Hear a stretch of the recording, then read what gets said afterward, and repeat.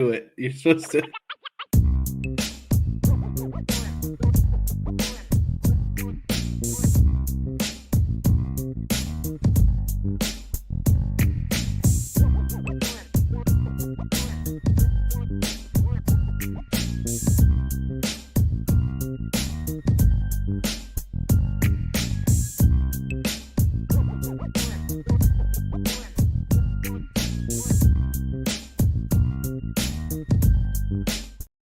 IB Nation Sports Talk on a Monday. It's a party. Look who's here. It's three of us.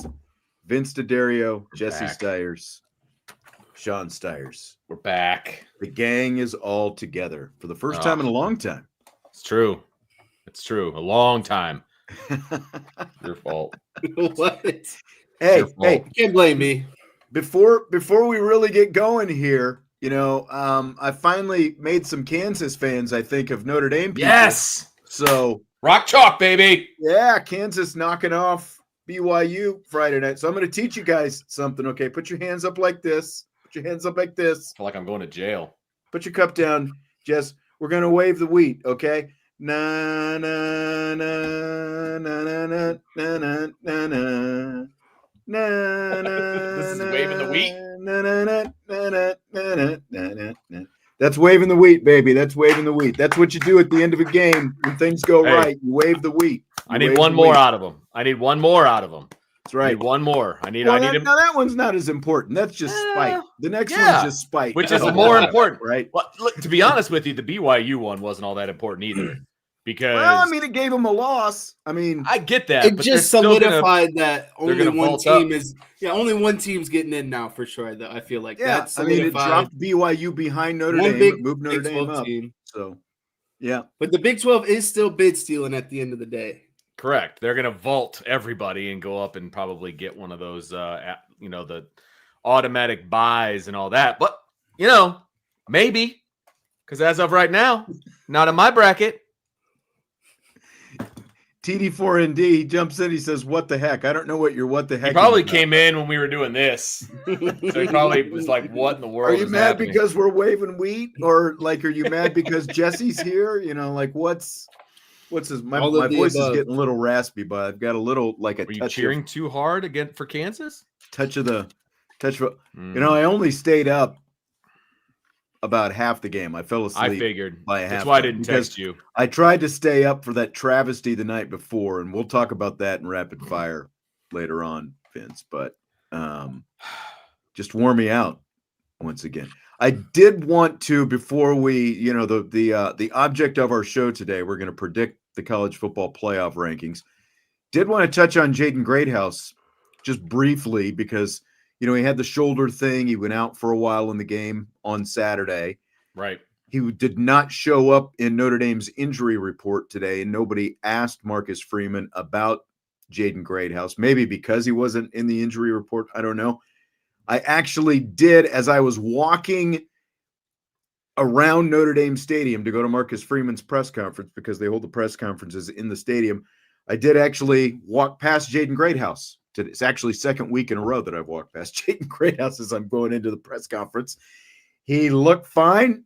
He looked like he was carrying a sack lunch in his hand as he was walking around the stadium. So he looked good based on what I saw. And again, he's not in the injury report, so that is nothing but good news. Everybody looks good carrying. So you're telling me that this is an insider because not everyone else had direct sight of Jaden Greathouse. I'm just saying what I saw. It was me and Tyler James walking together around the stadium. Tyler saw the same thing I saw. So TJ can corroborate. Yeah, that's right.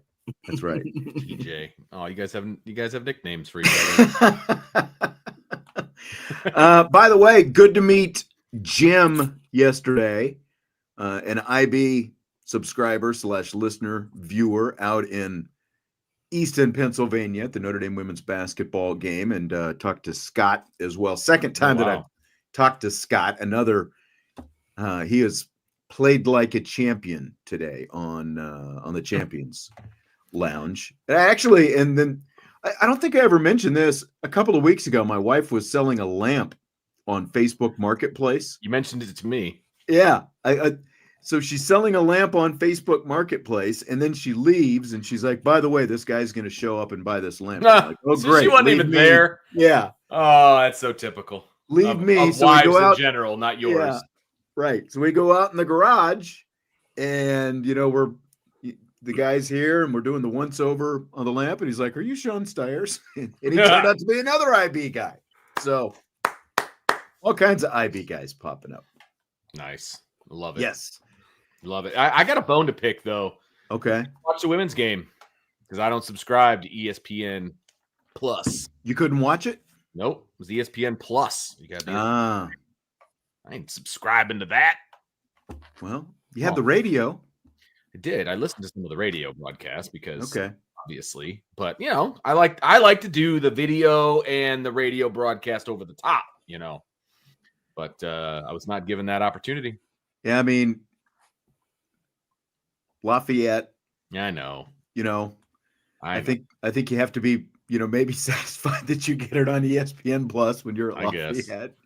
I guess. Well, depending on where Dylan goes, I might be an ESPN Plus subscriber here real soon. We'll see how that goes. Oh, okay. There you go. You might have to get that $10 a month or whatever. Right. Yeah, we'll have to see. Probably just during football season, but Appreciate the nice words there, Brett. He says, "Nice job, but your voice sounds different, so different in the radio that he didn't recognize it." I don't know. Does it sound a lot different to you, Vince? Can you tell, or because we know each other? I was going to say, I know Sean Stiers with my eyes closed. So yeah, there have been times, because some of the commercials that I cut for the radio station still air from time to time, and there have been times where like a commercial will start and it takes me 10 seconds or so to realize that it's my own voice coming back at me. So. That I will say, when it's your own voice, it's odd. Like you've cut way more commercials than I have, but when I hear something that I've done like on the radio or on a podcast or something, or hear my own voice, it's very disconcerting and I don't recognize it at first. So I'll give Brett you that. said he didn't realize it till I gave my name, and TD4ND says it does sound different. Well, I mean, because the quality is going to be acoustics. Yeah, quality is going to be a little bit different. Acoustics, you kind of feel like you're further away in the crowd. This is very up, direct, in your face. It's a different kind of different microphones, right, and obviously, and if you're actually listening on the radio versus online, it's going to sound different there too. True. It's coming out at you with frequency and all that different kind of stuff. So, all right. Well, thanks for listening. In any case, great weekend. Yeah. I don't know if you saw Hannah Hidalgo named ACC Player of the Week today. Of course. And Kate Koval named Freshman of the Week. I have a feeling there's more to come. Man. More to come for both of those. Is that 19 rebounds? Koval had 19 rebounds yesterday. It was like, that's going to work. You might as well have been Vince playing against a bunch of fifth graders at times. Give me that. Get out of here. Swatting it. 7 block shots. Board lady gets paid. That's right. That's right. But I mean, just dominant. I mean, because she had 16 rebounds the game before that, and it seemed like a lot. But in 2 games, she had 35 rebounds and 13 block shots against James Madison and Lafayette. I hope that continues in ACC play. I mean, obviously it's going to drop off a bit, but hope it continues this weekend when we go to USC. Yeah, good call. That's going to be a big team one in the country. So yeah, that one's not going to be on ESPN Plus. It'll actually be on NBC. Yeah, I was telling you earlier this week they did you so dirty by not having that synced up with the football trip. So you could, I know. That's messed up. Double remember way back when it was synced up, because I remember you going out there for both. I remember it being synced up. It used to be at least 3 different times. Yeah, I went out there, which really stretches 6-year span because it's home and home. It's part of the agreement. 3 times 6 years, because they would do a home and home. They were doing a home and home deal just like football did, and the women would play their basketball game on Friday night, and then we would stay over and go to the football game the next day. So it was really cool. Now, a couple of different things. One, Notre Dame women, we're going to the Cayman Islands for Thanksgiving weekend. I know it's Here we go. I know it's a rough life, but so I don't know, like was that the priority for Notre Dame, or because there's actually originally this Notre Dame USC women's basketball game, the way it kind of happened was obviously this weekend, Notre Dame Army is the Shamrock Series football game, and it's kicking off at 7:00. And the last couple of years prior to this year, women's basketball was doing this Shamrock City Classic. We played in St. Louis 2 years ago. We played in Washington, D.C. last year. They were trying to get USC to play this basketball game in Brooklyn the same day as the football game. And it would have been, the timing would have been exactly the same thing, because this basketball game is going to kind of be the lead in to NBC's, football coverage that night. And so what they wanted to do was do the Shamrock City Classic at the Barclays Center in Brooklyn. Yep. Nice. And then cool. I believe we would have done the same thing. Like we would have went from Brooklyn and then went to the Bronx, and the basketball team would have been able to stay and watch the game and all that kind of stuff. But USC went to Paris this year. So long trip to Paris, and they're also playing at UConn this year. And so apparently they didn't want all that Eastern travel, so they were like, well, what if we just do a home and a home? So Notre Dame's going to LA and then they're coming here next year. Probably shouldn't have joined the Big Ten if you didn't want all that travel, but whatever. Well, it's not the women's basketball decision. I'm aware. Yeah. Very aware. Exactly. So that's kind of how that happened. All right. Before we do our projections, I want to tell you about MyBookie, the one sports book that's got your back with no fluff, no second guessing, just straight up action. At MyBookie, it's never been about guessing. It's about giving you the edge, so every bet you place comes with confidence and a plan. If you know football, any other sport for that matter, and you love to win, then MyBookie was made for you. And if you're new, just step up and use our promo code IRISH. It'll double your bankroll with a 100% deposit bonus right from the jump. That's more money, more power to make more winning plays. Bet anything, anytime, from anywhere with MyBookie, the sports book that gives you control and rewards for every moment of play. I was telling you guys about my bad beat this weekend using the parlay on MyBookie. I had Notre Dame covering, I had Kansas covering, and then I had who was BYU playing? Or no, Kansas. I think it was San Jose State. No, San Jose State was playing Boise State. Yeah. And I had San Jose State covering 14.5, and they were tied at halftime, and they literally threw a pick six to lose by 21 with like 30 seconds left. And that was my bad beat of the weekend, very sadly. Well, I had bad beats all the way around. Sorry. Vince, have you made a bet since your big win recently? Yeah, I made one on the weekend, this past weekend, and as soon as Jaden Greathouse went down, that one was done. Unfortunately, because he was part of the parlay, and he only needed like 40 yards. But when you have one catch for I think 17, and you go down with a shoulder, I stopped paying attention. So that's kind of where that one went. And then, of course, I mean, there were other reasons I would not have won that particular parlay. I think, but that's when you blame it on. Yeah, that was the first one to hit the dust, right? So Riley Leonard needed to score a touchdown. Obviously, that did not happen. And then they didn't cover because of the bad beat touchdown at the end. So, but like I said, by the time that happened, it didn't even hurt because it was already done. You know what I mean? So wait, you got in at 21.5? It was, I think, 22.5. That's why I avoided it. I was like, I feel like 3 touchdowns is good, but anything above it, I'm not messing with. We felt pretty good. I felt pretty good about 22.5. I'll be honest with you. And when they were up 22.5, we said on the countdown show was what we were most confident in. And then, I felt real confident at that point. It was 35-0. I was like, okay, even if they get a garbage touchdown at the end, doesn't even matter. They got the 7. It was like, okay.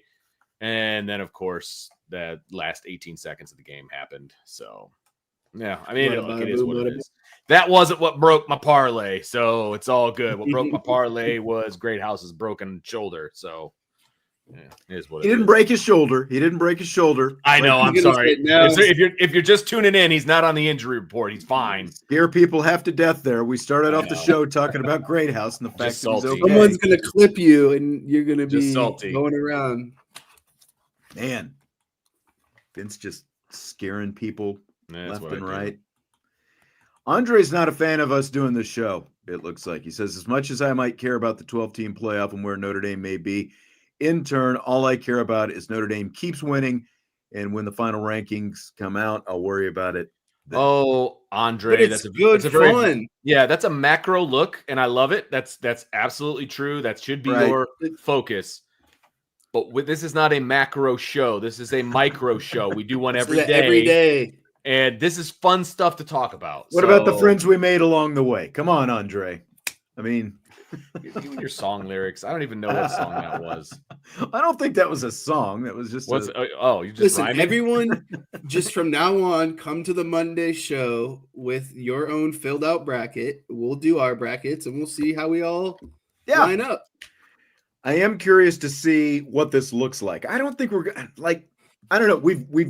We each did we did these 1 through 14, and then Vince felt like he needed to be, the one time he ever did extra credit ever. I know. Like, I'm going to impress the teacher today. Yes. I'm going to do mine 1 through 15. Do as I say, not as I do. That's why my kids all have good grades and I didn't. Yeah. So Vince went 1 through 15. I did. I went 1 through 14. Jesse, did you go 1 through 14? Yes, I did. It was too late for me to look up a 15th team. So you couldn't come up with another team? Look, I'll be honest with you. It might be Texas A&M. Texas A&M would probably be somewhere. That's why I went to 15. So, because it's Texas A&M. Okay. That's all why right. I went to 15. You wanted to impress everybody, and you're like, you know what? When I originally went, I went to 16 because I wanted to see where a certain team would fall. Okay. So just a reminder for everyone, 12 teams make the playoff. The 5 highest ranked conference champions get in, plus the next 7. It is the 4 highest ranked champions that get the buys. So there are 5 automatic bids, but 4 buys that go to those 4 highest rated conference champions. But the 5 highest rated conference champs do get in. And then they seed them. The schools seeded 5 through 8 will host, of course, 9 through 12 teams in the first round. So I thought we would start with this. Let's start at the bottom, because I think that's where we're going to have more potential, discrepancies between what we've got. We don't know what each other's rankings look like. So, Vince, you've already said your number 15 team is Texas A&M. Jesse, do you have a number 15 team? Is it Texas A&M? It's Texas A&M. Okay.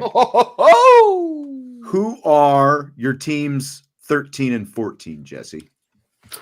Tennessee is 13. SMU is 14. Okay. All right. Good. So we've already got some differences based on what you're giving right there at 13 and 14. Vince, who are your 13 and 14? BYU is 13. SMU is 14. Okay. I've got BYU at 14, SMU at 13. Even though you can obviously beat SMU. You can, I was getting ready to say, you can make a case. Now, how long ago was that? And how has BYU been playing more recently? Versus how SMU has been playing more recently? I've got like SMU at least beat a ranked Pittsburgh team at the time. Like, what team has BYU beaten within the last month that's even of that supposed quality? Look, the committee, we've talked about this before, the committee completely disregarded Michigan State a few years back and put the team that lost, Michigan, ahead of Michigan State. So I forgot about that. I get it. I'm still sticking with, I think SMU right now is a little bit better. And we're talking about one spot, basically. And it's one spot at the present. Yeah, you're right. Right. So, Jesse, you said Tennessee was your number 14? 13. 13. Okay. So I gotta See, this is going to be interesting because I have to write this stuff down. The 2-loss SEC, man, my voice is just cracking. The 2-loss SEC teams I think it's going to be. I'm gonna grab. Yes, 2-loss SEC team is where it's going to be very interesting. I've got them all lumped together, FYI. So this one's going to be Sean, and this one's going to be Jesse. And so, Sean, your 14 was BYU, your 13 was SMU, right? Yes. And then, Jesse, what was your 13, 14? I got to write these down now because I'm never going to Tennessee, remember. SMU. Thank you. All right, I'm caught up. What was yours, Vince? Hold on. I don't want to have to say this a million times, so I'm writing down the thing here so that we, can all kind of do the same thing together. Okay. So I've got SMU 13, BYU 14. Jesse, your 13 and 14 are who? Tennessee and SMU. Okay. And Vince, yours are who? BYU, SMU. So I've flipped. Yours is okay. It's flipped from yours. Okay. They've each got one loss. Yep. Like you said, BYU does have. But they're down there towards the bottom of the contenders because of their schedule. I mean, right. they're yeah. Right. Okay. So who's your next? Let's just go across the line. Who's your number 12 team? Boise. Vince has got Boise at number 12. So do I. Nice. Jesse, who's your number 12? BYU. So Jesse's got BYU a little bit higher. You like BYU. Why do you like BYU? Yeah. What have you seen that you like? Your uniforms are cool. That's it. I think just by and then again, this isn't the Jesse Steyer's ranking. This is how I believe the committee's bracket will come out tomorrow, and I believe the committee still values win-loss.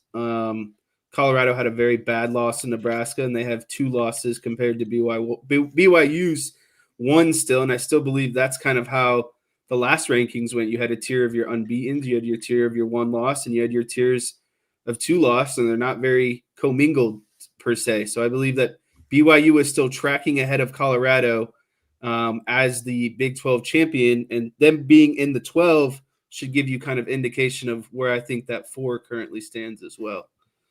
Okay. All right. He backed it up.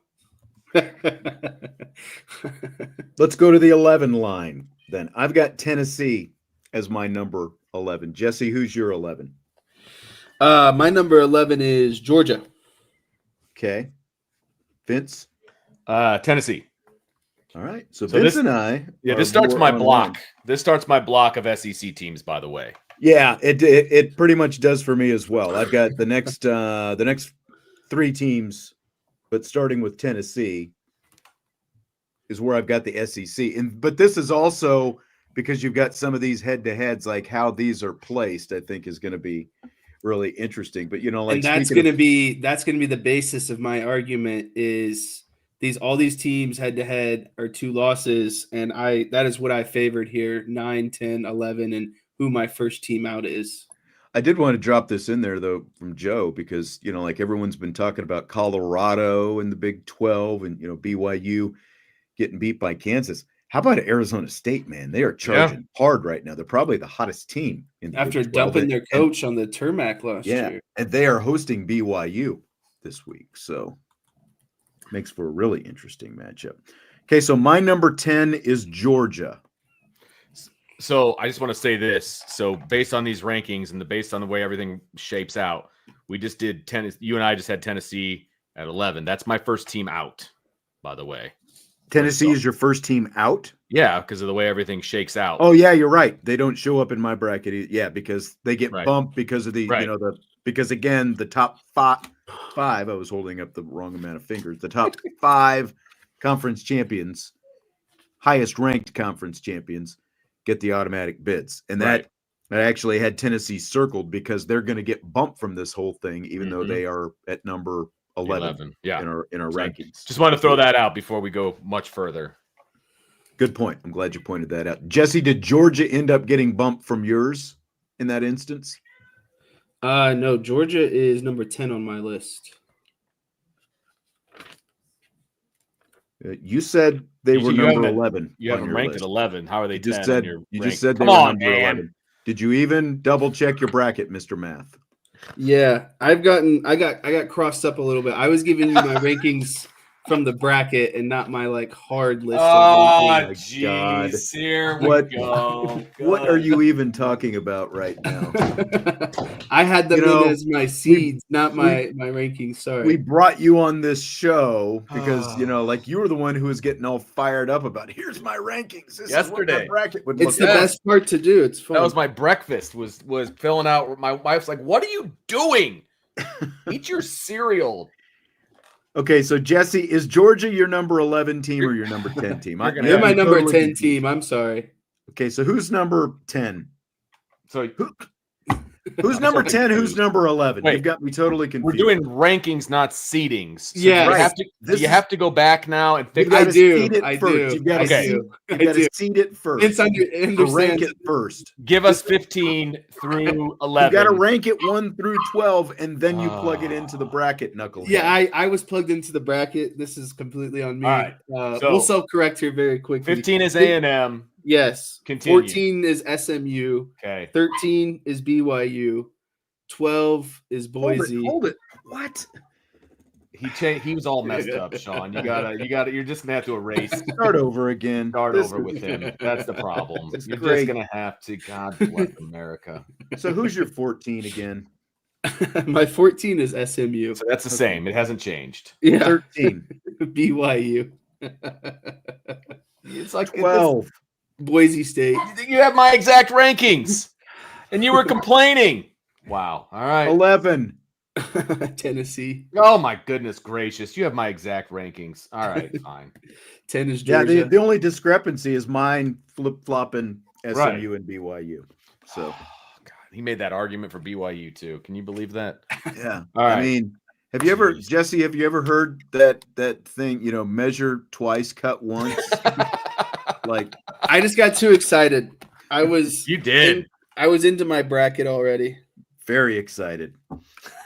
This is my favorite. Can you tell who Jesse was in group projects? The manager. Oh my goodness gracious! All right, here we go. All right. Now we're at 10 Woo! of our rankings. Jesse, My who rankings. do you rank at number 10? The Georgia Bulldogs. Okay. That's who I have at number 10. Vince, That is also who I have at number 10. I've got a feeling this is all going to look the same the rest It's of gonna look very similar, if not exactly the same. Based Boy, on how this is going. Yeah, here we go. Number 9, show of hands, Ole Miss. All right. So I think that it's going to pretty much go chalk the rest of the I way. think so too. You never know. Number 8, Alabama. Roll Tide, right? Yeah, roll tide, baby. Okay. Number 7, Miami. Yeah. And look, somebody earlier said that they would have had Miami behind all of the SEC teams, and I understand where you're coming from just watching them play. I But get they it. like that Eyeball record. test. I Yeah. get it. But we're predicting what the committee is going to do, and the committee had them above all of those SEC teams last week, and they're not going to change after this 1 week. Right. The rankings went 0 loss, 1 loss, and then the Right. 2 loss teams came next in that next Right. tier. And Miami was ahead of all those teams. Correct. So I don't So I see kept them them dropping Miami down. And now Miami did have a bye this week, so how does True. that impact things? Excuse me, who knows? But yeah, I've got them sitting ahead as well. Okay, so then we've got Notre Dame at number 6, I assume. Yep. And then the rest is going to be the same as it was, Yeah. unless somebody changed something Just up. everybody bumped up a I've couple got- spots because of the losses, right? Because 1 through 5 is the same as it's going to be from last week. I think. Oh, that's true. So It then hasn't it's changed. Indiana at number 5, Yep. Yep. Penn State at number 4, Texas at number 3, Ohio State at number 2, and Oregon at number 1. Right. Yep. Yep. There we go. All right. We're all on the same page, which I'm shocked about, by the way. I am too, because especially with the 2-loss SEC teams, I thought we might have a little bit. Yeah. And it's hard because they all kind of beat each other. You know what I mean? And so Bama beat Georgia and Someone else. They'd be Tennessee.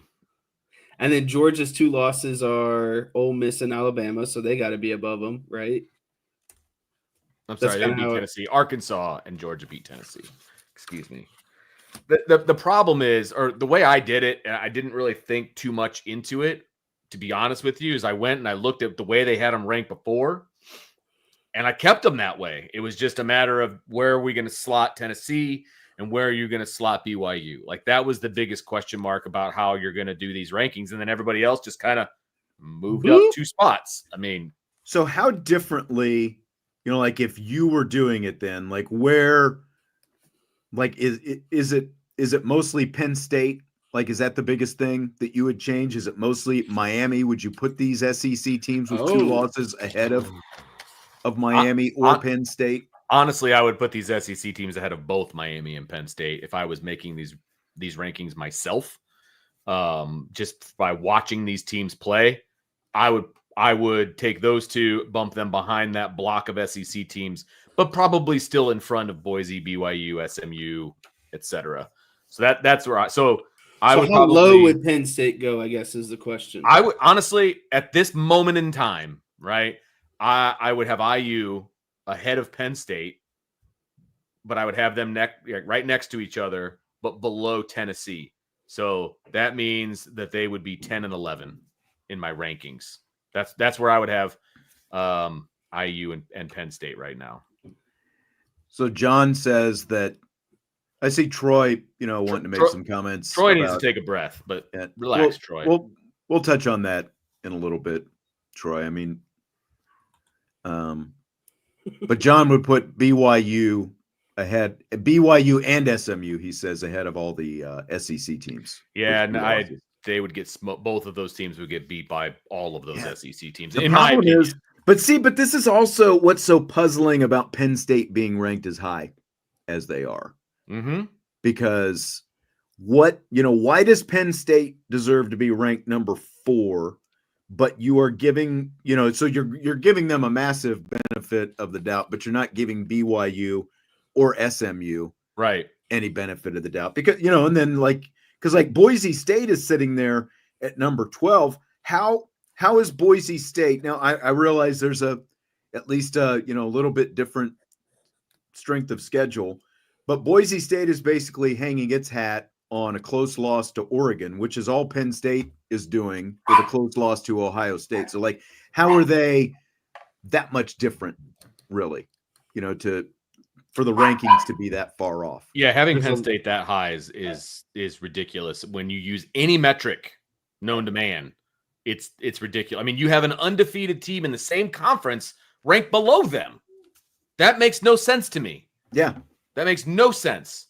It's the same conference. I mean, obviously you could argue that Penn State's had a tougher schedule, but so has pretty much everybody in college football has had a tougher schedule than IU because I think their strength of schedule is still 100. So that means 33 teams have had an easier schedule and 99 teams have had a harder schedule. So, but they're still in your conference. They're still in the Big Ten. They should be ranked higher than Penn State.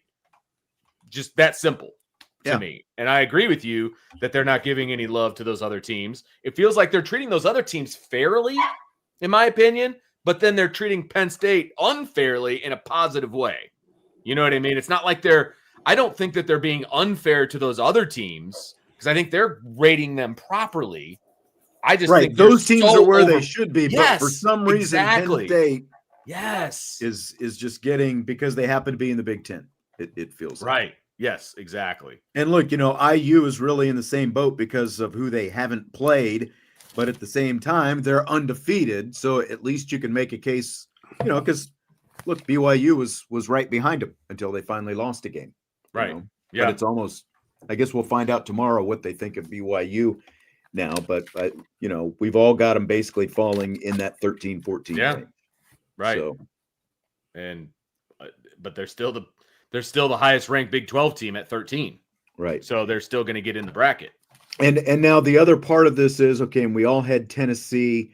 So Tennessee, because of, how you have to do this with the conference champions getting the automatic bids, Tennessee we've all got ranked at number 11. We've got them as the number 4 SEC team, or I guess the number 5 SEC team, because Texas is number 3. But of that group of the 4 SEC teams in there, Tennessee is the lowest of them all. And so because of the fact that the top 5 highest ranked conference champions get in, Boise and the Big, as the group of 5, and BYU as the Big 12 would both leapfrog, over Tennessee, right, and get the guaranteed bids basically, and Tennessee would get bumped out of the playoff in that instance. Yep, Tennessee's first team out. So I guess the biggest question would be, who would be your 4 and who would be your 12? Well, I mean, just based on the rankings, bracket. You got to go by the rankings, because that you can't play a mythical conference championship. We have to go by the rankings. The highest ranked 4 conference champions are Oregon, Texas, Miami, and Boise State, based on the way. Okay, my I just rankings wanted, yeah, are. I would have Boise in the 4, and BYU would be in that 12-5 game. Yep. Yeah, I've got BYU, Ohio State. Well, basically, we would have BYU, Ohio State in the 5-12. Yep. We would have Indiana, Ole Miss in the 7-10. Georgia, Penn State Georgia's 11. Penn State would be 6 in that game, and then the 8-9 game, Notre Dame against Alabama. So Notre Dame in the ranking is 6, but again, because of the fact that you're going to get passed up, in terms of the seedings by a couple of these teams that are going to automatically lock them up, then Notre Dame would get bounced down a spot. So, really, if they want to be the 6, they've got to climb, probably all the way up to 4, in the rankings before it's all said and done. Now, there's really a good chance that that's going to happen, again, because of Texas is going to play Texas A&M, and what's the win that Notre Dame's got to hang its hat on already? It's Texas A&M. So everybody's going to be pulling for Texas A&M, but then, there's still a chance for Texas A&M to get into that SEC championship game as well. So there's a lot still in play. Well, there's a lot there. And then obviously the IU Ohio State game. And I mean, that's, coming up this weekend, obviously, but that's going to be so interesting to see how that plays out. Obviously, if IU wins, IU is in, but then what happens to Ohio State with 2 losses? How far are they going to fall? Right. Down, It'll break up that Big Ten kind of monopoly at the top. You know what I mean? Like that's basically what this game is going to do. The IU Penn State or Ohio State game. It's going to break up that monopoly of 4 Big Ten teams in the top 5, which is ludicrous anyway. That it'll break that up a little bit. One of those teams is going to fall. I don't think they're going to fall out, but they're going to fall. You know what I mean? And then I think at the end of the day, at the end of the season, I think Penn State could fall a spot or 2, but that won't happen until the season's over. John's pushing for Army as well. What happens when Army gets beat by Notre Dame this weekend, John? Right. Are you still putting them in the playoff in that instance? If Army beats Notre Dame, you got yourself an argument, my friend. But until then, no, because their strength of schedule is awful.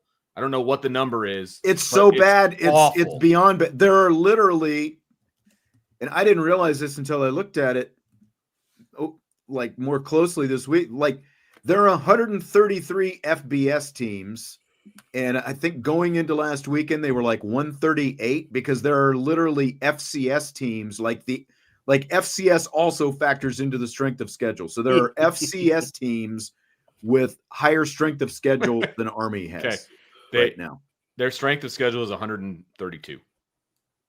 Only Liberty has a worse strength of schedule. So it's moved up 6 spots. It's moved up 6 spots. Well, I'm just going by in FBS. Imagine if Notre Dame wasn't on that schedule. But again, the FCS thing factors into it. Oh, 100%. So they literally have one of the 2 worst strength of schedules in entire FBS. Sorry, you don't have an argument. Now, if they go out and beat Notre Dame, again, it's in their hands. If they go out and beat Notre Dame and then win their conference, they got a shot. They absolutely have a shot, because they'll be undefeated and they'll have quite the resume builder in a win against Notre Dame. I mean, it'll look good for them, but they've got a lot of ground to make up on Boise State, and that's the problem for them. Like, even if they would beat Notre Dame, I just don't think they're gonna make that kind of jump.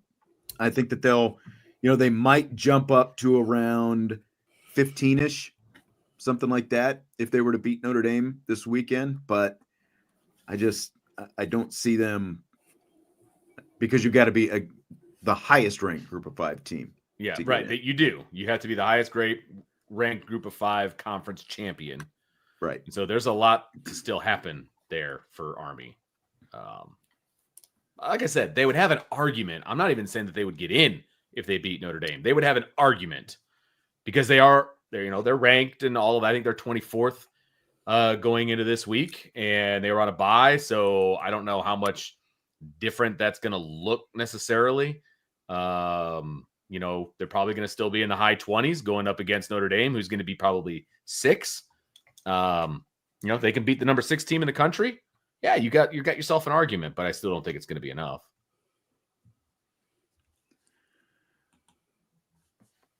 Corey was asking about Notre Dame's defense. I'm not sure exactly what they said. Maybe they said it during the broadcast or something like that. He asked if Notre Dame is the only FBS team with the top 10 ranking in every defensive category. Here's where they rank. It's true. It is. They're true. number one. They are number one in pass efficiency defense and turnovers forced. Number 3 scoring defense. Number 4 red zone defense. Number 4 yards per play allowed. Number 4 first downs allowed. Number 6 yards allowed per game.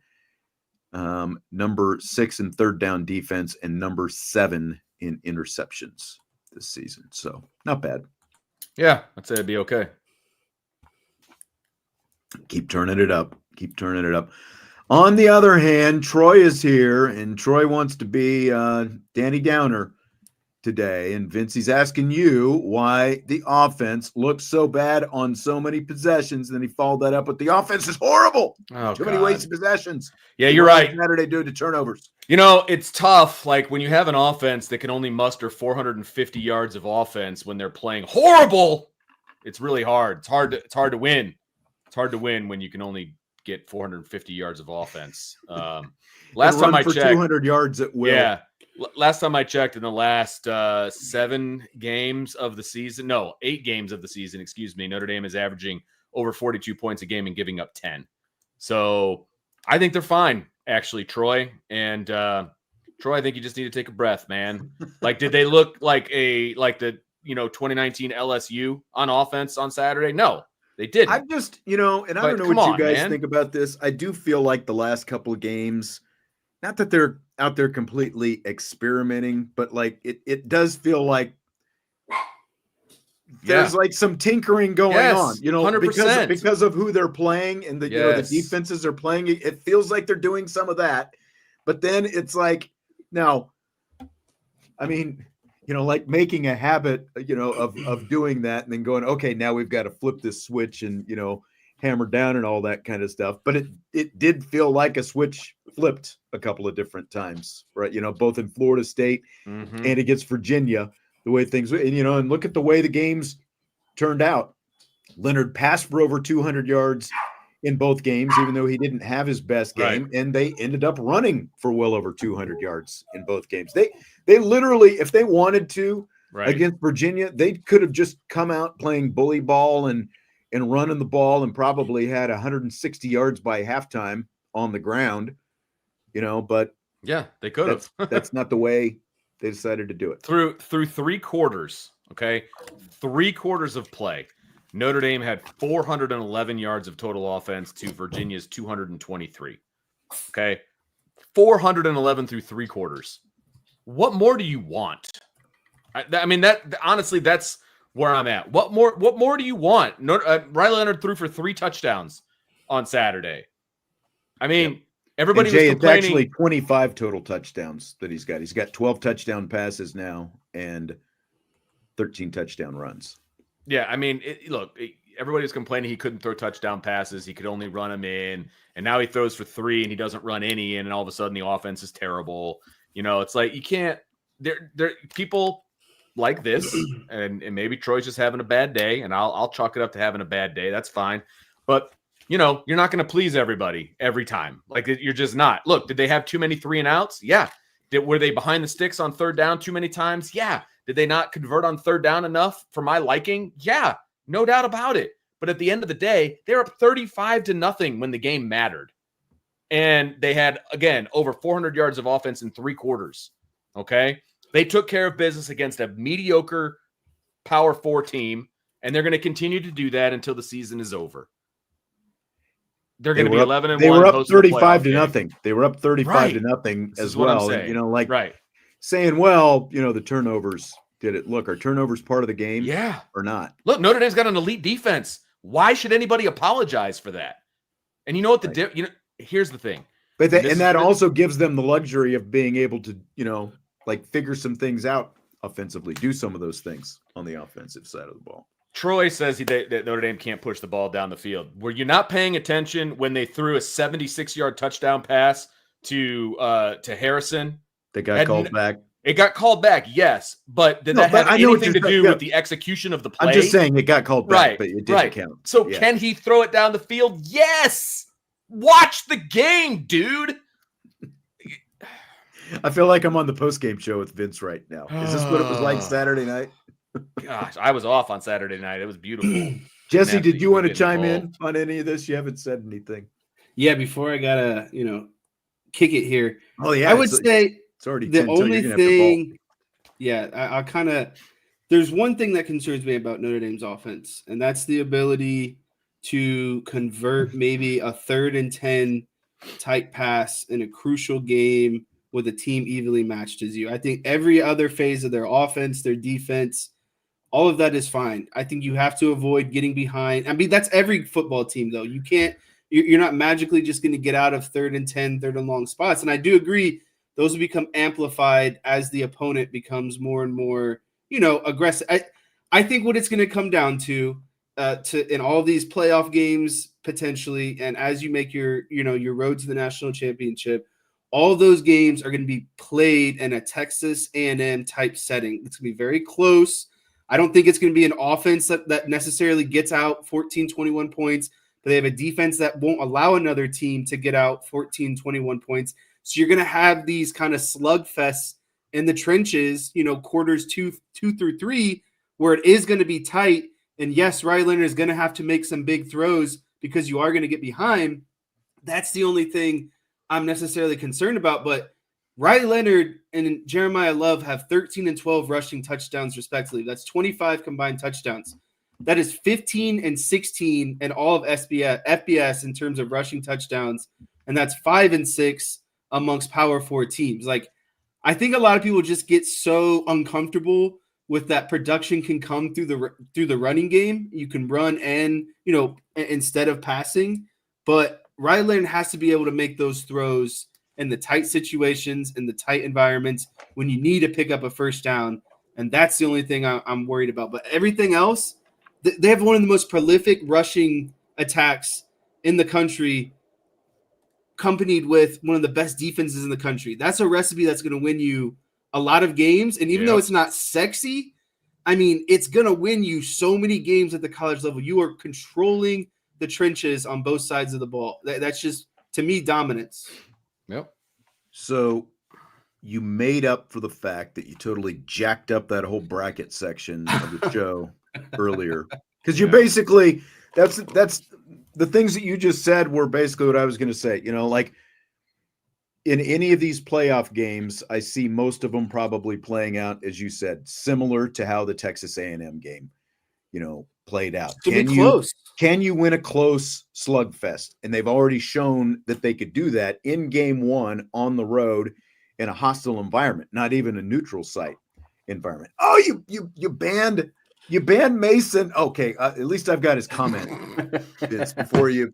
I was getting annoyed. Because, I mean, the SEC is just elite. They're just so good. Elite. They're so good. Nobody from the SEC loses to anybody outside the SEC, unless you're LSU, by the way, losing to a horrible USC team in week 1 of the season, and that was a playoff contender still, LSU, just a couple of weeks ago, right, Mason? I guess Mason can't hear me now because he can hear you. He just can't say anything about it. Okay, so he can hear me, but unless he logged out. But yeah, come on, man. Like, are you gonna have you watched any of these Georgia, Alabama, Tennessee, Ole Miss, South Carolina, like whoever? Like, yeah, they're good teams, but are you gonna tell me that with Notre Dame's defense that those won't be close competitive games? The question is, can Riley Leonard, can he make game-winning plays when he needs to make game-winning plays? Right. And, look, in the fourth quarter. And again, he's shown that he can do that. And I also would love to see Notre Dame's defense against some of the quarterbacks for those teams that you just had up there. Exactly. Because I guarantee the way they impact the game is completely different. Guarantee you they will make some of those quarterbacks look like rookies and not like they know what they did to Caleb Williams. I'm sorry. And I also kind of think just watching Leonard in some of these home games this season, he's he kind of lives on, so like some of the vibes, like he's a vibe guy. He thrives on some of that in certain situations. It does feel like there are times when maybe he's a little too amped early in the game, like when you look at kind of like how he's throwing the ball, with some of the accuracy and stuff like that. Whereas, you take him out of Notre Dame Stadium, maybe that ends up being a good thing down the road. Like you win that first round playoff game, hopefully at home, and you're going up against some of these other teams in neutral site environments and stuff like that. So, all right, Jess has got a bolt. Appreciate you stopping in today, Jess. I gave you an hour of my Monday time. You're so giving. I would say only 30 minutes of it was quality because I did mess up my rankings. But on that note, I'm out of here. Oh, that's fantastic. Later. All right, Troy. We're not going to respond to any more. Yeah, and what do you want from Riley Leonard at this point? Like, do you want him to not win playoff games? Or are you just going to bitch about him? For the next yes. The month answer is until yes. They play a playoff game, and just so you can go, see, I told you so. If it doesn't go your way, once the playoffs start, they're going to be in the playoff if they take care of business these next 2 weeks.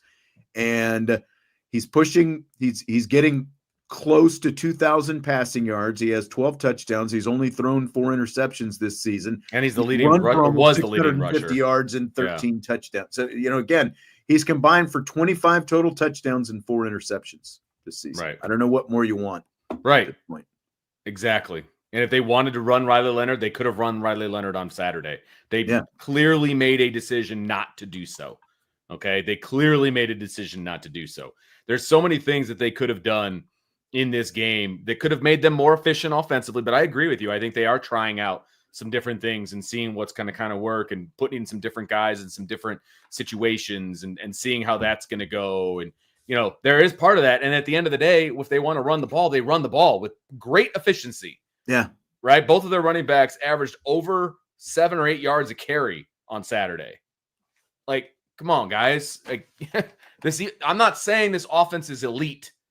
The defense is elite. The defense is elite, and if your offense is good enough, you can win with the kind of elite defense. Well, and here's the thing. Almost every single turnover that the defense gave the offense, they went down and scored a touchdown. That's called complimentary football right there. It's like, hey, thanks, defense. We're going to go cash this in for you. You know what I mean? Like, there were plenty of times in the past where Notre Dame's defense was still elite, but the offense couldn't capitalize on it. That's what happened seemingly every time Notre Dame went to the playoff in the past. The offense just couldn't do it, right? And the defense could. And this is the thing, again, like that Mason who is jumping in here, telling us how great the SEC is. I mean, look at any of the teams that are ranked ahead of Notre Dame right now who are going to be in the playoff. Which of those offenses would you say is elite? Right. Are any of them that much better than what Notre Dame has? No. Do any of them have as good a defense as Notre Dame has? No. That's why I would put Notre Dame up against anyone in this field. Me too. I'm not saying they're going to beat everybody. I'm just saying, but it's going to be a game. Be very competitive. Yes. Good games. Yes. Look, the only offense I can even think of off the top of my head that has a quote unquote close to elite offense, maybe Ole Miss right now. It wasn't like that before, but I think it's starting to turn into that. And their defense, obviously, again, like Yeah. how good is Georgia and, all that kind of stuff. Beck with all the turnovers lately. But I mean, look, well, the only way we're going to know and the only way you're going to silence all the haters, and it probably still won't silence all the haters, is when Notre Dame lines up and plays these guys. And so at this point, there's a good chance that there's an SEC team that's going to be coming into South Bend on December 20th or 21st, right? Mm-hmm. And we'll see. We'll see how they handle it. That's the best we're going to be able to tell people. We can give all the analysis that we want, which is most likely correct on a lot of fronts, but some people just aren't going to believe it until they see a final score of Notre Dame beating an SEC team, which they did in SEC country the first game of the season. But people seem to forget that. Don't let them forget, Vince. People forget. People forget. Vince, are you ready for rapid fire? Oh, please. Yes. I'm so ready right now for rapid fire. Yes. Who knew it was going to turn into this tonight? And I don't really mind getting all fired up and heated. I think that, it makes for some good conversation at times, but I will also say that just the delusional aspect of some people it does hurt my heart. It's just baffling to me that you were winning a game 35-0. And people think that they're terrible. And the sky is falling. Right. Because that's the other part of this as well is I know the detractors are like, well, who's Notre Dame playing, winning these games and everything. Well, they're not just squeaking by like the BYUs and the Iowa States and the Miamis and these other teams were just squeaking by against, what was lesser competition. Notre Dame is now dominating all these teams, but all people want to keep falling back on is, you're beating up these supposedly bad teams, even though they're Power 4 teams, and you lost to Northern Illinois and all this. Right. Stuff. Even adding in the Northern Illinois and Texas A&M game, Notre Dame is averaging 38 points a game, and they are which hold on, let me find it here real quick. Scoring offense which ranks them 11th in the country. Okay, 11th in the country, and then defensively, for the whole season, they're giving up 11.4 points a game, which is 3rd in the country. Okay, so that's quite the differential. Okay, that's a 28-point differential. If my math is accurate, right? You're 27 point something. Like they're doing what they need to do, and they're doing it in a dominant fashion. That's everybody's argument for IU and why they belong where they are. Because yes, the strength of schedule is terrible, but they're blowing everybody out. So is Notre Dame, right? Yes, they have the NIU loss. We're not going to forget about that, but they are blowing everybody else out. So it can't be good for that argument. Can't be good for one team and not good for another team. That's what always annoys me when we have all these debates. People just tend to. No, I mean that's what you do. You cherry pick. You cherry pick the argument. Cherry pick what makes your argument. Yeah. That's exactly what it is. I mean, that's all it is. And I mean, Andrew was saying this is bracketology. It's done every year in basketball. You're right, but again, like the goalposts always move when it comes to football, more so than basketball. I think, because again, like. The explanations change week to week. What seems to matter to this committee changes week to week. Yeah. And again, how do you explain Penn State being ranked as high as they are versus teams with fairly similar resumes being ranked, and I'm talking about Boise State and SMU specifically, and now BYU is going to be in there as well because we all think that BYU is going to be right there in that same neighborhood as Boise. Like, how is anything that Penn State has done that much more appreciably better than anything that SMU, Boise State, and BYU have done? But they're considered the number 4 team in the country, according to the committee so far. So, yep. Yep. I will ask you again. Are you ready for rapid fire? Let's go. All right. So ready. I've got a feeling we'll probably come back to some of that stuff. Yeah, you might. So Marcus Freeman talked a little bit today at his press conference about Jordan Faison's fake punt that was called back. Here is what he had to say. It was not a a kicking formation. So if it's not a kicking formation, you have to have 5 guys on a line between the numbers of 50 and 99. You know, we going into the game, we believed that it was a kicking formation. Haven't heard back from the league yet, so we'll see what they say. But you know, it is what it is.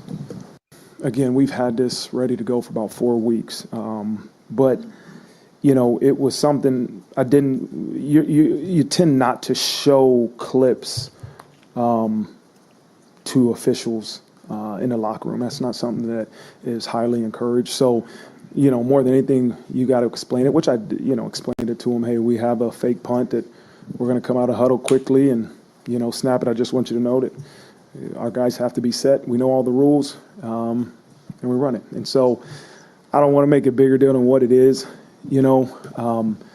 I'm dang proud of the way our guys executed. I know it didn't count for 7 points, but we're going to celebrate that fake punt. I can't wait to show them because there's been a lot of work put into that. We obviously had it ready. You guys might not know this, but we had it ready for the bowl game. Didn't get a chance to run it, and we brought it back out after Georgia Tech. And for weeks, when you practice something for weeks, the players are dying to run it. Just the opportunity didn't happen. It did this game, and they executed it flawlessly. Had it ready for the bowl game last year. Yep. They brought it out of mothballs. He mentioned that in the postgame show. Did he? Yeah. Or in the postgame press conference, I should say.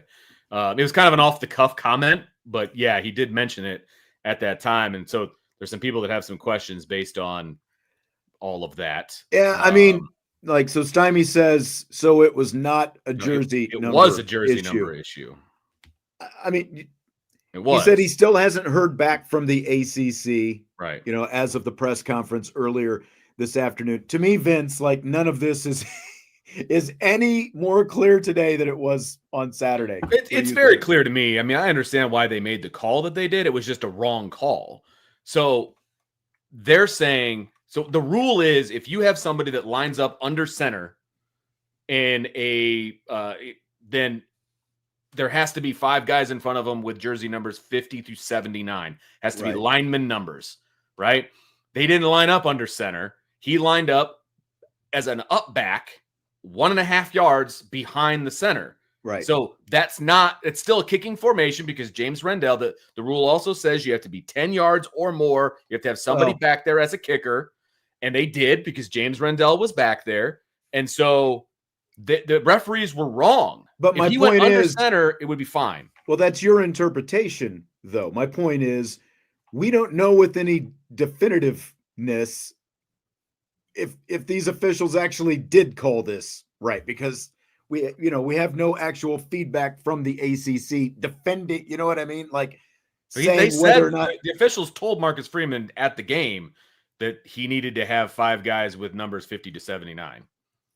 That's what he was told, but it's wrong because. But again, this is still speculation because we have not heard anything. What do you mean? The refs told him that. Why is it speculation? That's what he was told. We have not heard from the ACC, Vince. The ACC has not come out and said they got it right, they got it wrong with any clarification. I get that. But the written rule says it has to be a hand-to-hand snap. That's what the rule says. It was not a hand-to-hand snap. It was a shotgun snap. I get that. So they interpreted the rule wrong. That's where I'm at. Gotcha. So what they told him in the moment. I mean, I think they interpreted it wrong as well. But, I think it's just typical conference. Why is it taking the ACC this long? This is a 5-minute look at the thing and figure it out. And, Come out and say your officials blew the call is what I'm saying. If they blew the call, which we all think they did, say it. Take ownership. Take ownership for it. Everybody makes mistakes. Cool. But they debated it for over 2 minutes of real time. I know. I was watching when it happened on my computer, and it's like, what is going on right now? If you have to think about it and talk about it for that long, pick up the flag, man. Pick it up. They could have fixed it right then and there, picked up the flag, called it a day, and none of this would have been a problem. You know what I mean? And it really comes down to officials not knowing the rules and interpreting, sort of like inserting their subjectiveness into this, like, well, I think it's this. Well, I think it's that kind of thing. And I completely agree with what you're saying. He was not under center. He was correct behind center, and the whole thing. So there's a million fake punts out there on record where the ball gets snapped to the up man and it's a fake punt. That's essentially what they did. They just moved him a little bit closer than other one. That doesn't matter. That doesn't matter as long as he's not under center and it's a hand-to-hand snap. That's the only thing that would have made it illegal, and it wasn't a hand-to-hand snap. So just admit you're wrong, man. Just admit you're wrong, ACC. It's okay. And it was very late flag, by the way. That's the other problem I have with it, too. That flag came as he was crossing the goal line after a 70-plus yard kick. And again, run. It's like some guy, and, like, who knows if there was some guy up in the booth going, I think that, you probably need to throw a flag here because of the, that kind of thing. And it's just the ACC officiating has been beaten up so badly this year. And, like you look at how they've, look at some of those, like the 8 minutes or whatever it took for that replay in the Miami Virginia Tech game. Yeah. Like that they never should have overturned. And then they did. Correct. The call on the field. And it's just game after game after game. I know. And I know. You just do yourself zero favors. It's rough. Okay. So, excuse me. Mm-hmm. Game etiquette kind of become a topic of conversation the last couple of games. Last week, we talked a little bit about Todd Blackledge's comments, about what Marcus Freeman and Notre Dame should or shouldn't be doing in the fourth quarter, and, play calling and all that kind of stuff. And then Virginia's timeout late in the game this week also came up. So I asked Marcus Freeman today his philosophy on, how things generally should be handled in those kind of situations late in the game. I never want to embarrass anybody. If you're an opportunity to if I feel like we're an opportunity to embarrass somebody, I never want to do that. I got a lot of respect for the other coaches in this game, but also, want to get work for whoever's in the game, right? And if these guys are in the game, I want to get work for them. If a guy that doesn't play a lot is in the game, let's give them opportunity to have success. We don't have to run the ball every play. If we need to throw the ball, throw the ball. It's the same thing with our defense. I'm not mad at Coach for calling a timeout. Don't disrespect our guys by taking it easy on them, right? Like the greatest respect you can do is give it everything you got as an opponent, right? And that's okay. It's great teaching. I can't wait to watch those 10 plays with the guys that don't get a lot of opportunities to play a meaningful, game-like plays. And so I have no problem with them calling a timeout, and it's a great opportunity for us to teach from those plays that happened during that series. All right, so we touched again, Vince, on some of this kind of stuff last week. Did anything stand out there that you want to talk about? I mean, he generally always takes the high road when he's in these press conferences, and I'm sure in the moment he was annoyed when Virginia took that timeout. I was annoyed because I was ready to, let's wrap this thing up. But at the end of the day, it's Notre Dame's job to stop Virginia, and it's Virginia's job to try to score. Like I really. Right. At the end of the day, I see it from both sides, right? If I was a coach on Notre Dame's side, I would be annoyed that they called timeout. I would be annoyed that they kept their ones in when we've got our twos plus walk-on seniors out there. You know what I mean? But again, if I'm Virginia, it's like I'm trying to score. We got to get something out of this game. Let's get some positive feeling when we get back on that plane and head back to Virginia. You know what I mean? So, because you could have made the case that and they were talking about it during the broadcast. I don't know how much of it you saw, about, when it's 35-0, did Riley Leonard and some of those guys still need to be in the game at that point? And Sure. Again, it's like, you're going to coach your team. The other guy is going to coach his team. I know a lot of Notre Dame people were, kind of peeved about Virginia calling the timeout. But look, if you don't have a problem with Steve Angeli throwing a touchdown pass, last week, then you can't have a problem with Virginia calling a timeout to try to score a touchdown late in the game. That's just the way it goes, 100%. That's what it 100%. comes down to. Like I said, I was annoyed in the moment, but if I'm Virginia, I'm trying to score there. I am. I'm doing whatever I can to put the ball in the end zone because it was not a good day for my team. It was not a good day. And we need something that we can fall back on to show on film Right. that we did some good stuff. And you know what? That was the culmination of an 80-yard drive for Virginia. You know, when you're a coach of a losing team in that kind of a situation, hey, let's watch this 80-yard drive here that we finish off the game. Way to not quit, guys. You know, let's parlay that into a great week of practice and then going into next week, blah, blah, blah, blah, blah, like all the coach speak. But it's true. You need something positive to show these guys on film. You can show them all the negative stuff. That's fine. But there's positive stuff you need to show them too. Yeah. And, you know, if you're Virginia, Tony Elliott, and you're down there in the red zone, or are you just, you know, and you've got timeouts in your pocket, are you just going to stop playing because, you know, there's under a minute to go? Of course not. You know, like it's also a team that's trying to get bowl eligible for the first time. And I think it's 5 years, and they've got a couple of tough games still coming up. They've still got SMU and a rivalry game against Virginia Tech. Like they needed to, you know, like getting in their mindset, why they call the timeout, all those things you're talking about, play to the finish. Yes. You know, like you needed to try to finish with some kind of positive spin when you've got a couple of tough games and you're trying to get to a bowl game. 100%. So, and like Andrew says, bettors were annoyed. Going back to that bad beat. I mean, that's what it came down to, right? Completely agree. I get it. Believe me, I get it. Yeah.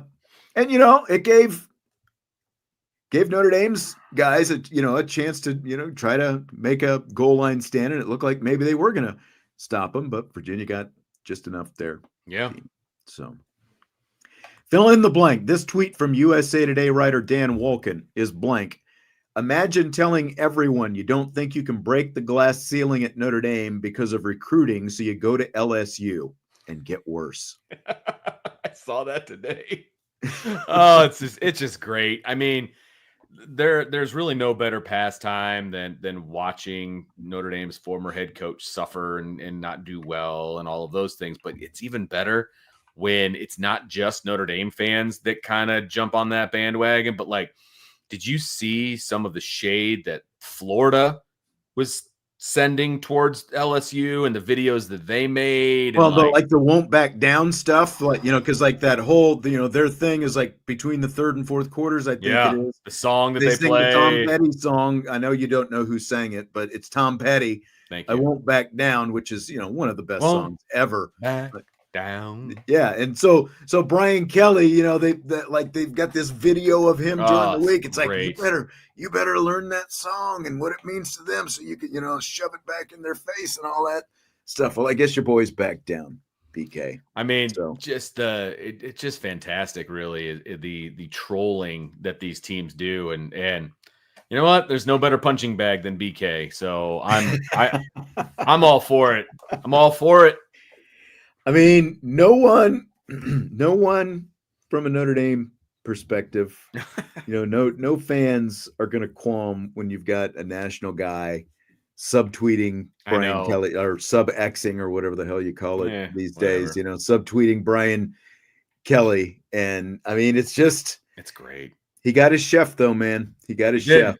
So he got guys that want it more. I hope it's good gumbo. All of these different, whatever he was saying. The other, what Joe Allen said, had it as well. They had this one at the very end of the game before they put that montage together. They had a gif of him like slamming on the table and said, "Don't break our table, please." Like it. I didn't see that one. Florida football was on point with their social media, man, on point. Andrew says it's disingenuous. He left with a 10-year guaranteed contract. I don't think Brian Kelly, you know, he didn't get a 10-year guarantee here at Notre Dame, but if he wanted to stay, it's not like Jack Swarbrick was going to push him out the door. You know, he obviously had just become Notre Dame's all-time winningest coach. It's not like Jack Swarbrick was going to push Brian Kelly out the door. He basically just, you know, told him, look, you know, like you keep asking for all this extra stuff. How about you go out and win some big ones, you know? I don't think that's asking too much. Right. And so, like, you can say it's disingenuous all you want, but Brian Kelly still felt like he was hamstrung here at Notre Dame. at the end of the day. So you can talk Correct. about the 10-year guaranteed contract, which he got. That was part of it.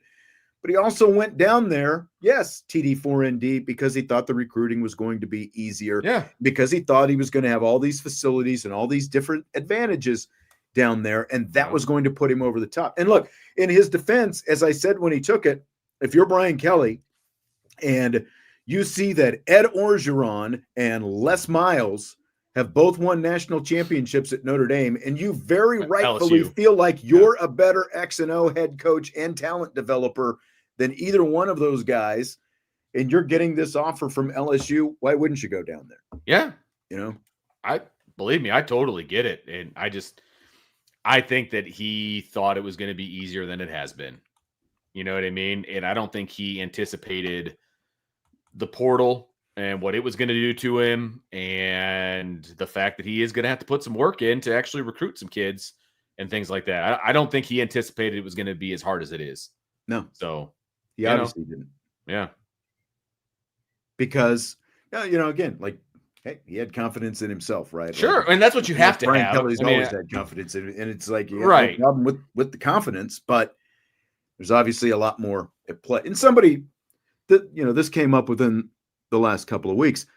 The whole game has drastically changed since this move with NIL and the transfer portal. That's completely changed things. And it's really changed things much more advantageously if you're here at Notre Dame than down there. Like would Notre Dame be capitalizing and using the transfer portal the way they are under Brian Kelly if he were still here compared to with Marcus Freeman? Not completely sure about that. Yeah, good call. Fill in the blank. Indiana signing first-year head coach Curt Cignetti to an 8-year, $64 million contract extension is blank. Premature. That's the best word I can come up with. Look, I don't blame Curt Cignetti for signing it, because why would you not? And his quotes afterwards were fantastic. It's a superpower here and all these different things. And building look, the superpower. Yep. That's all well and good. And I hope for his sake that he's able to make that happen. But the schedule is going to get a lot harder next year. I don't even know what it is, but it's going to be harder than it was. Got to be harder at some point, right? You know what I mean? And I have yet to see the biggest thing for me is I think he had 31 transfers, and like most of those guys are starting right now. What's that look like when those guys all leave?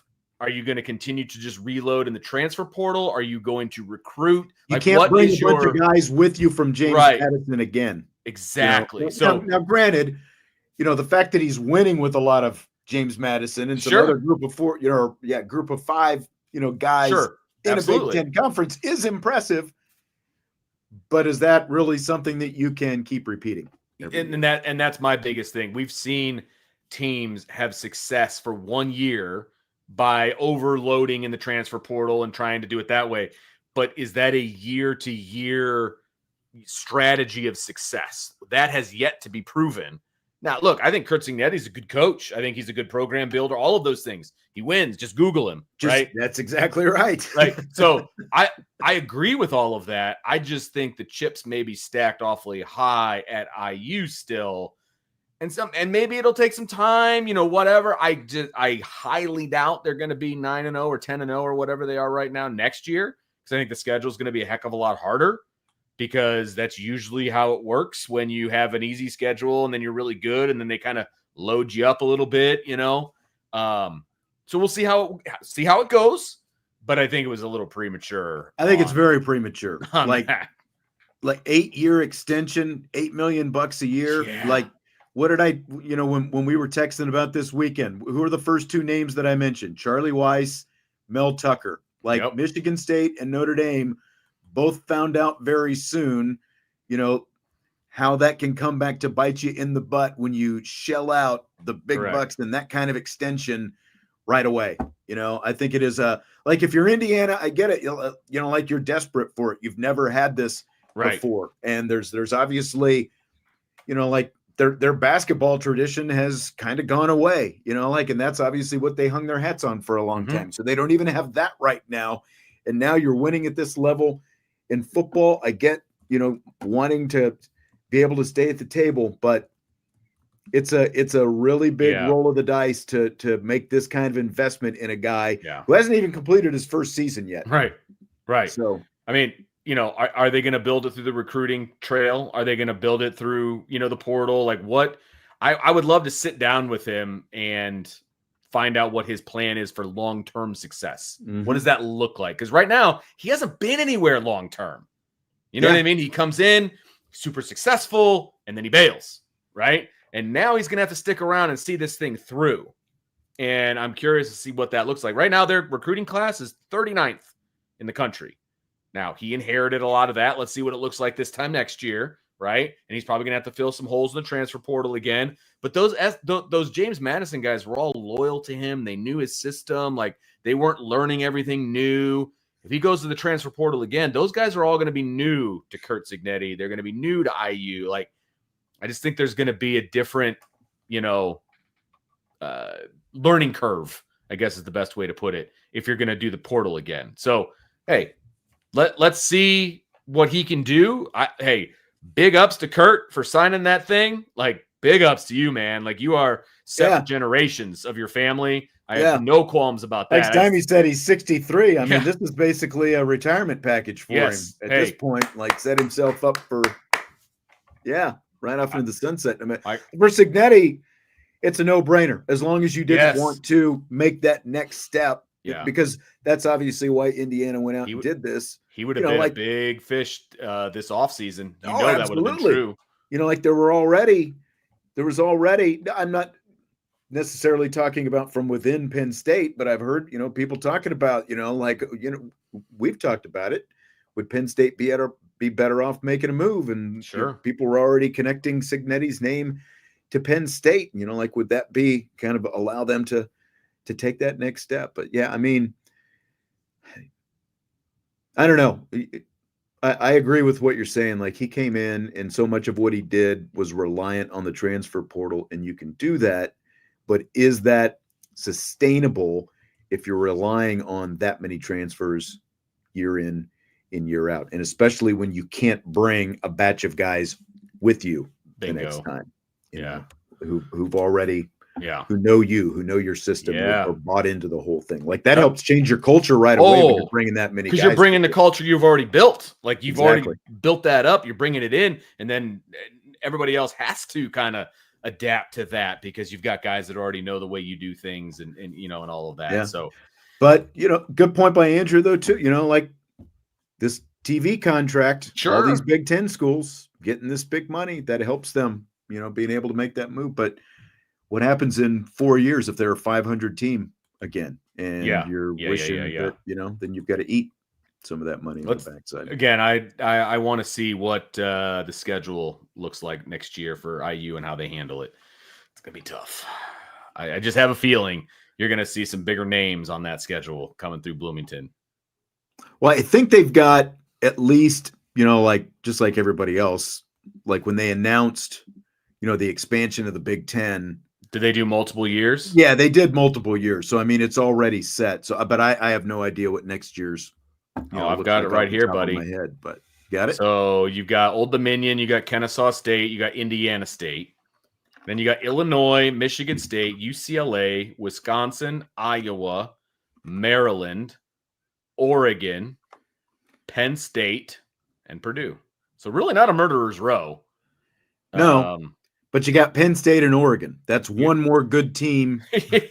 Like most of the schedule is exactly what they played this year. True. And then you've got 2 tough games, which really it's one more than this year. I think Michigan State will be better next year than they were this year. This is the first year under a new head coach, but that's not a murderer's row. You're right. I mean, so they could make some noise next year as well. It's definitely possible. And I'm looking at 26. It's not a whole lot harder, to be perfectly honest. They got Ohio State again, then USC, Michigan, Washington. So I don't know. Look, it's not this year's schedule. It's still going to be harder than this year's. Maybe he can build something up down there, which would be awesome if they did. Hey man, I'd love to get Notre Dame IU. I think that would be a fun game. So we're going to get it here in a few years. There's a home and home already. Is there coming up? Okay, so there I you can't go. remember what years it is, but it's not that far away. We're going to see that within the next few years. We're going to see that. So Bring it on, baby. Freeman Signetti, baby. Yeah. Let's go. Scale of 1 to 10, Vince. What is your confidence that Colorado two-way star Travis Hunter is going to win the Heisman? It's pretty high, actually. It's like a 9 or a 10 to be, or I'd say an 8 or a 9. I'll put it that way because you never know what's going to happen in the last couple of games. I just don't know how you can keep a guy like that who's significant impact on both sides of the ball for a team that is going to be probably playing in their conference championship game, and who knows what happens after that. And obviously the votes will be in by then. I get all of that, but I think the votes are probably due after conference championship weekend. So they could be a bowl. Yes. Or, I mean, they could be in the playoff. They could be a first round bye situation. And he's a starter on both sides of the football. It's a significant contributor, if not the best player on the team, which I think he is. I don't see how it goes to anybody else, because the argument's always going to be, okay, maybe he's got better offensive numbers, but he's not locking down the number one receiver on the other team. You know what I mean? And then vice versa. Well, maybe he's not the best corner in the game, but he's also not the most dynamic wide receiver on his team either. So it's like you have an argument for Travis Hunter all day long, and I don't see how you don't give it to him. To me, it's a 10.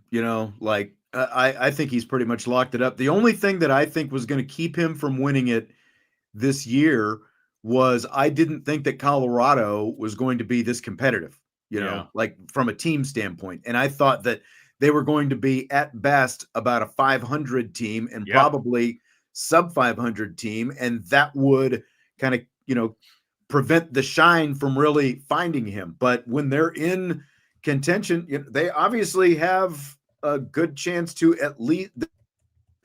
at the very least, they should be in the Big 12 championship game at this point, unless my guys play spoiler once again and knock Colorado off this weekend. They control their own destiny. I think they're the only team in the Big 12 that absolutely controls their own destiny for the rest of the season in terms of getting into the Big 12 championship game, winning the Big 12 championship game, and obviously having a chance to be a playoff team. Because remember, they've got 2 losses, but only one of them is in conference play, so like they hold tiebreakers. And so like him doing what he's done, he's got over 900 receiving yards, 8 touchdowns, and 3 interceptions. He's playing elite on both sides of the ball. I don't think there's anything that's going to prevent him from winning the Heisman Trophy. Yeah. So it's a 10 out of 10 to me. I don't know how anyone, could not vote for him as the Heisman, like playing the amount of snaps. We went through that, I think, last week, right? Like, come on. No, I just don't like you. Like I said, you can find guys that are maybe better offensively. You can find guys that are better defensively, but you're never going to find anybody that's as good as he is on both. Combination sides of the ball. Doing both. Yeah, you're exactly. never going to do it. Never going to happen. So this is just an anomaly year. And I know the kid at Boise State's really good. I know that there's other great players out there, but this is an anomaly year with a kid like this who can do it on both sides of the ball. It's tough sledding for anybody else to even hold a candle to him. You just, at this level, 2-way players obviously died a long time ago. Yeah. And like you said, there's probably somebody who's, a better pure DB. There's definitely, there's somebody who's a better wide receiver, but nobody to be able to perform and just playing the sheer volume. Yes. And then when you look at the numbers that he's put up and how he's played at the same time is just crazy. Well, and they need him on both sides of the ball to play as much as he does. If there was no number 12 for Colorado, they're not as good as they are right now. They're not. And so if you want to, however you want to rank, like however you want to use the Heisman, like MVP, most valuable to their team, most talent, whatever metric that you want to use, he kind of checks all those boxes right now. He's extremely important to his team, and he does all this stuff at a high level. So, yeah, I mean, and Stymie says he plays for the last man who played both sides of the ball. Yeah, but Dion didn't play both sides of the ball like Travis Hunter did. No. He was in every once in a while at receiver. But he was a great return man, though. Yes, if you add return man, I agree with you. But he was not a significant offensive player like Travis Hunter is. Like, not even close. And I'm not trying to shoot you down, Stymie, in any way, shape, or form, but we've never seen anything like this in modern day football. No, not even close. Yeah. Not even close. Right. Charles Woodson was a two-way player. He barely played any offense. Right. Because obviously, you know, like what Dion had, and, you know, like the Bo Jackson was the other sport, you know, like adding the other sport to it. But in terms of playing both sides of the ball and just, you know, again, just the sheer volume and what you're putting on your body because it's like you're playing receiver and cornerback, just the condition that your body has to, like, those two positions are the guys who are running around the most on every single play on the field. And it's just phenomenal what he's done. Desmond Howard is another good two-way player. You know, but again, I think like most of his impact obviously came as a receiver and a return man. Right. You know, as opposed to, you know, playing pure defense and that kind of thing. But hey, there's only so many of them.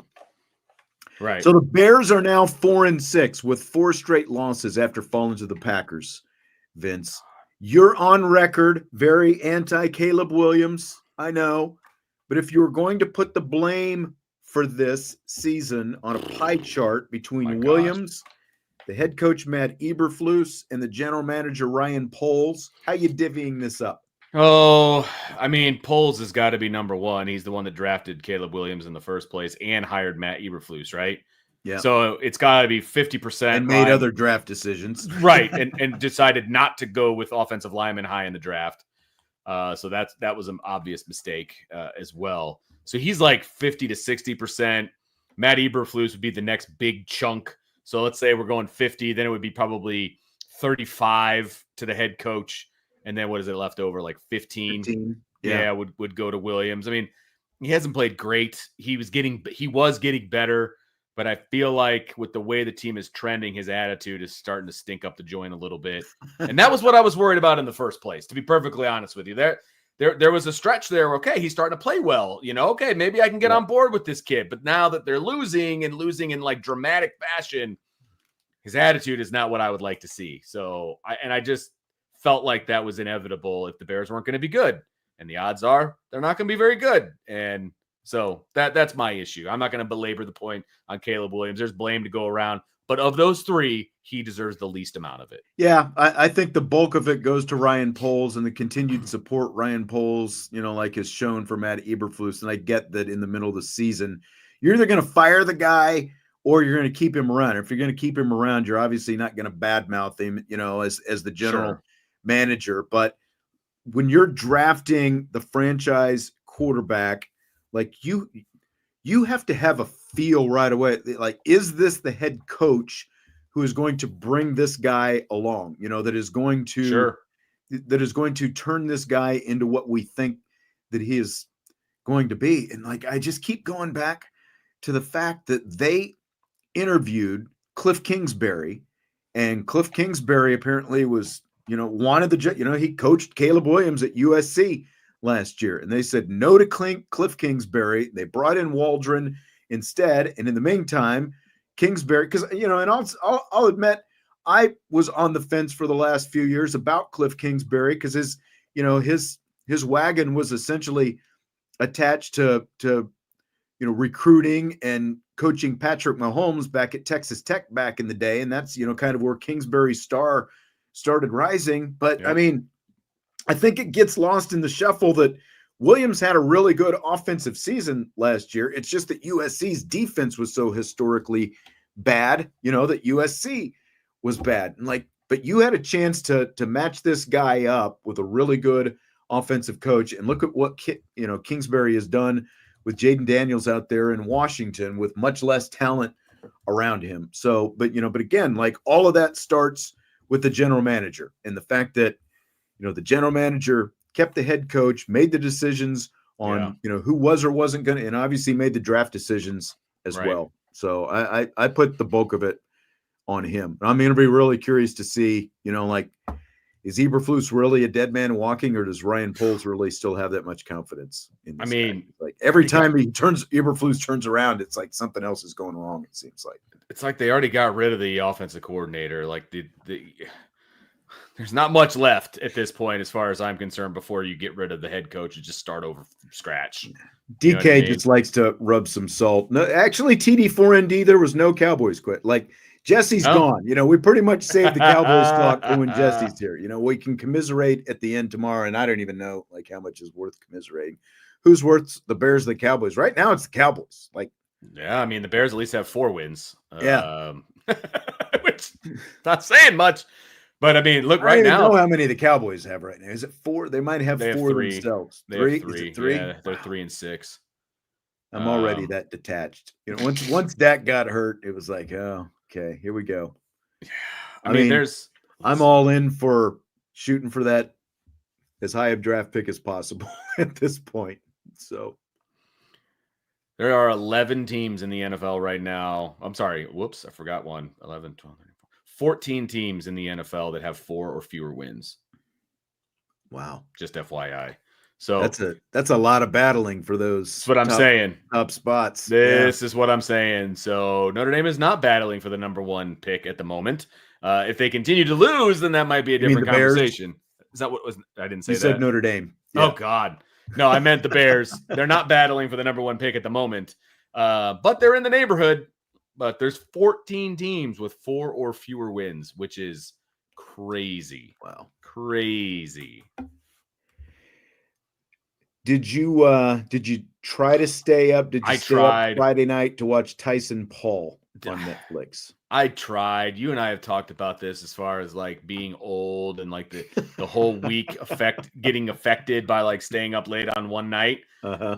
That is what happened. Like I totally zonked. I totally fell asleep. And it turns out that fight didn't even end until like 1 or 2 in the morning. Yeah, it didn't start until after midnight. Because you told me, well, text you when the fight was going to start. I thought it was going to start between 9:30 and that undercard lasted forever. Like literally the fight, not the 2 women who fought right before Tyson-Paul, but the fight before that just seemed to last forever. Every time, like I would watch something else, I would come back and that fight, it was like, it's still the freaking 6th round. What is going on in this thing? And then the whole, I heard it was a huge problem with the Netflix and right, because apparently according to Netflix more than 60 million people were trying to watch, and that was the thing.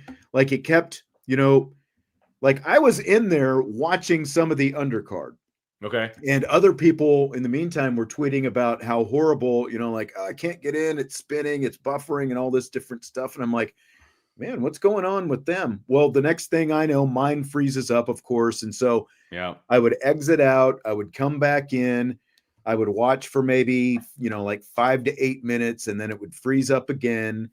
And, like it did that during the Martin, the 2 women who were fighting, which is actually a great fight, by the way. I heard that one was the best Arroyo, one. Was that her name? It was, I mean, it was a great fight. And the woman had the cut over her eye and all that stuff. And so it kept freezing up. And then, so the fight that fight ends and, they were filling time, like with a on-site broadcast and that kind of thing for a while. And I think a lot of people probably left and were going to come back because it kind of got better for a little while.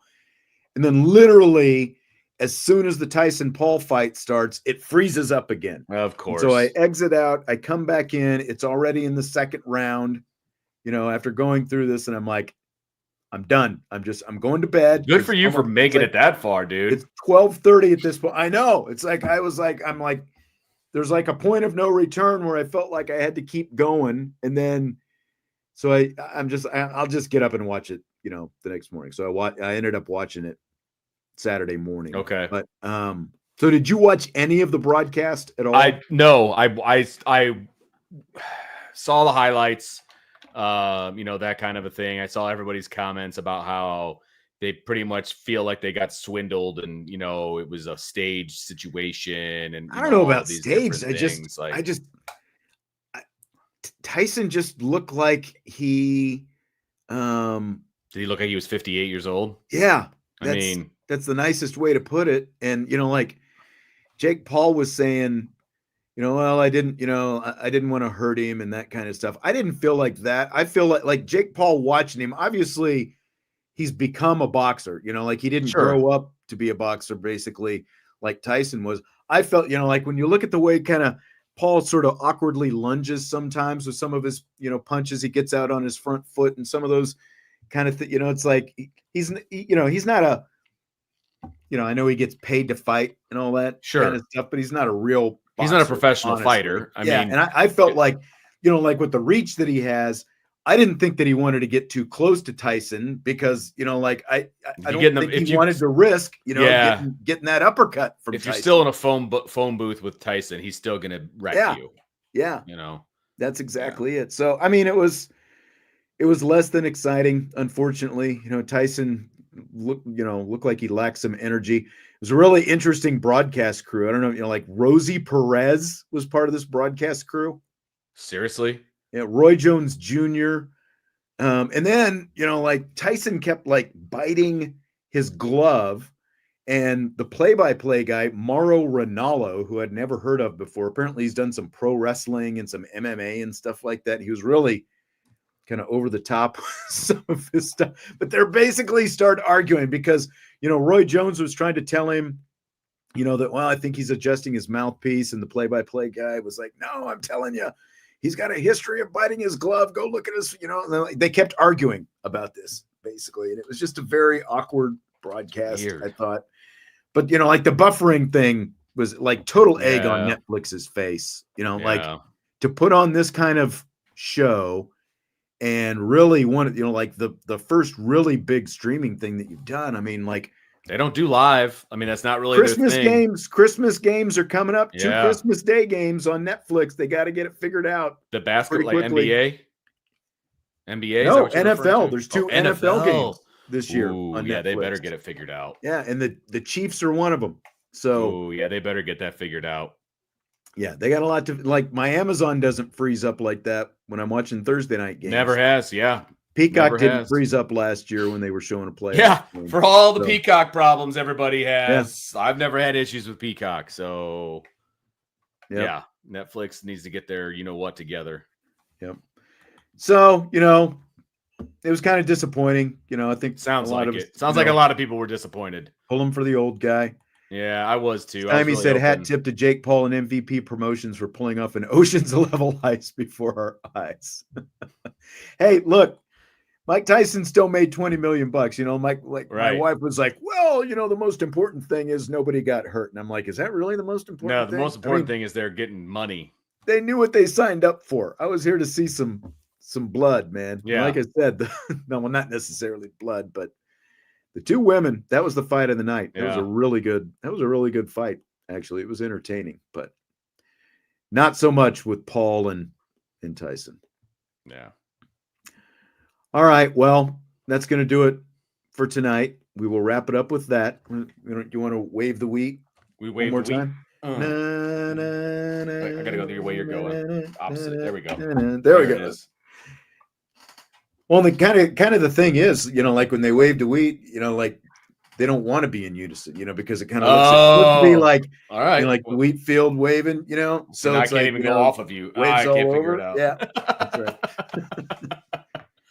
Kansas over BYU, for anyone wondering. That's why we're waving the wheat. And I wore the Jayhawk shirt, just in honor of that tonight. All right, well, that's going to do it for tonight. Appreciate you being here, as always. Even the trolls who showed up to heckle us, I know, earlier in the show.